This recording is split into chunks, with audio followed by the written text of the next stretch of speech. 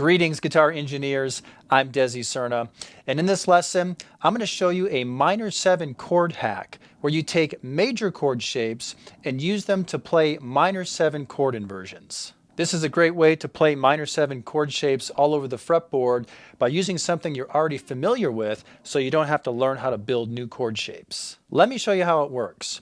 We're going to start with an A minor 7 chord here in the open position.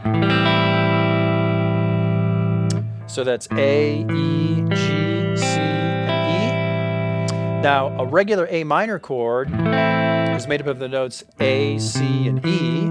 A, C, and E. That's 1, flat 3, 5, 1, flat 3, 5. If you put a flat 7 in there, 1, flat 3, 5, G would be flat 7. Anytime you add a G note into an A minor chord, you create A minor 7. And I want to point out that this A minor 7 chord shape looks very much like a C major chord shape. The only difference is when you play C major, you're holding down C here on the 5th string with your ring finger. If you take that away, you have the open 5th string A in there, and it becomes A minor 7. But the reason why these fingerings are similar is because C major and A minor 7 share common chord tones. In fact, an A minor 7 chord is essentially just a C major chord with an A note in the bass position. So A and then C, E, G. And here's how you can use this as a hack. Anytime you play a C major chord shape, it will sound like an A minor 7 chord shape if you have an A in the bass position. So, for example, I can play A minor 7 here, and I've got the 5th string open A, and I'm thinking about this C major chord shape, but I'm putting the 5th string A open in there. Well, here's a C major chord shape. I could take my index finger away, so I have the A in there, and now this will sound like an A minor 7 chord shape. And maybe you recognize these notes here as fitting into this minor chord shape, bar chord shape here.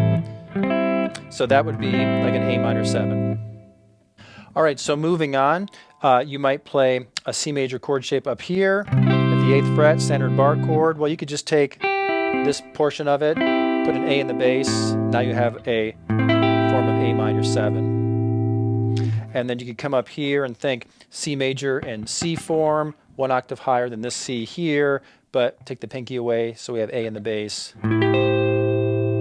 So I'm thinking C major, C major, C major, C major, but I'm going to put the 5th string open in the bass, so it's actually going to be A minor 7, A minor 7, A minor 7. So you're essentially playing types of A minor 7 chord inversions moving up the fretboard here, but you didn't have to learn any new fingerings. You're using something you should already be familiar with, basic major chord shapes. Let's try this again with a different chord. Let's go to B minor 7, so everything will move up a whole step. So here's a B minor 7. And if you put your pinky here on the 5th string, there's D. So a D major chord and a B minor 7 chord have notes in common. And so you could think of D major chord shapes and use them as like inversions of a B minor 7 if you had B in the bass position. Now we can't utilize the open string like we did with A here. So let's just ignore the root B for a second and let's just focus on strings 2, 3, and 4. So here's D. Here's D in the next position. Here's D in the next position. And here's D an octave higher than where we started. So those would be D chord inversions, but they could also be used as B minor 7 chord inversions as well. You might think of B here in that minor 7 bar chord shape, and then that's a form of B minor 7. That could be a form of B minor 7 if you had B in the bass. Now, when you use this in a band context, if the bass player or some other instrument is playing the root B, well then perfect. You already have the root established and you can play through these inversions here and it's going to sound like B minor 7. Or I'm going to give you an example of how you can use this minor 7 chord hack to play in the style of Light My Fire by the Doors.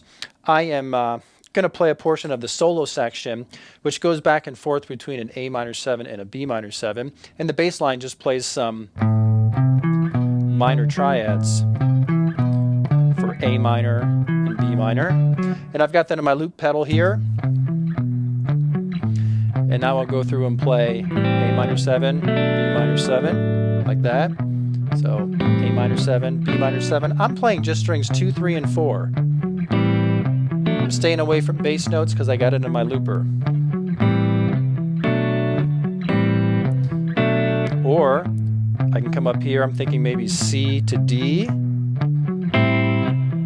it actually sounds like A minor 7 to B minor 7.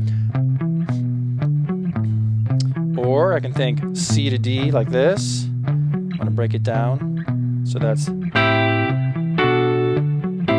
actually A minor 7 to B minor 7. And then we're full circle, C to D and C form here. So you could do something like this.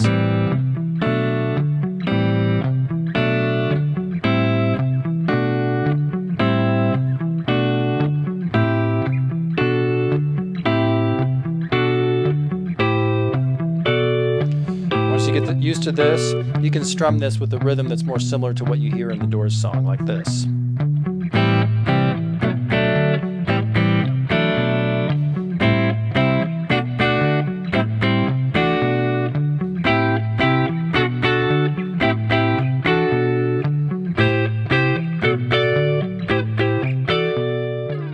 All right, so I played 2 different minor 7 chords here, and I played types of inversions where I moved around the fretboard and varied my sound.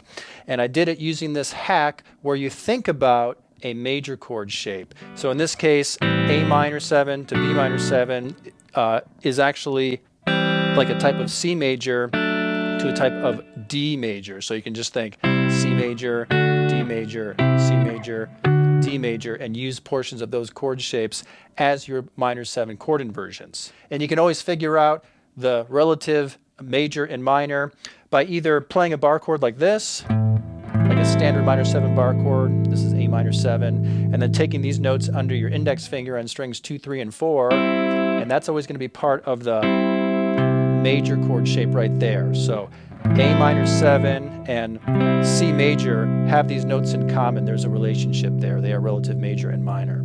Or B minor 7 is a D, and so on. So, whoops, C minor 7 is a E flat major.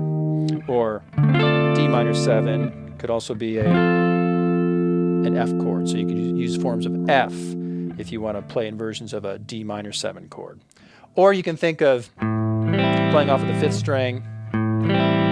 So there's A minor, or it's C major, B minor 7, or D major, C minor 7, or E flat major, C sharp minor 7, or E major, and so on. All right, so that's how you take something familiar, these simple major chord shapes, and use them to play minor 7 chords. And if you're like me, over time, you just start to think about that relationship between major and minor, and it all kind of blends together. I always know that A minor 7 and C major chord shapes can often be used interchangeably, or B minor 7 and D major, and so on. If you found this lesson interesting and helpful, click like and leave me some positive feedback. If you have any questions, post them in the comments and I'll reply. Maybe this lesson is just the sort of thing you need to be working on right now. Or maybe your guitar playing needs attention in other areas. If you need help determining what you should specifically be working on right now in order to improve your guitar playing, go to my website, guitarmusictheory.com. Answer the question I ask you about your playing, and I'll send you free custom video instruction that's calibrated to your current level. Whether you're a beginner still needing to learn the basics, or you need help with playing bar chords, finger picking, guitar soloing, or you want to delve deeply into music theory, I have a free video course for you. I'll help fill gaps in your knowledge and fill gaps in your playing so you can have more fun on your instrument and sound better. Enroll in your free video course now at guitarmusictheory.com. You can click on the link in the video description. All right, well, thanks for watching. I'm Desi Cerna. Before you go, be sure to subscribe and follow and like and all that good stuff. Then keep playing and stay tuned for more.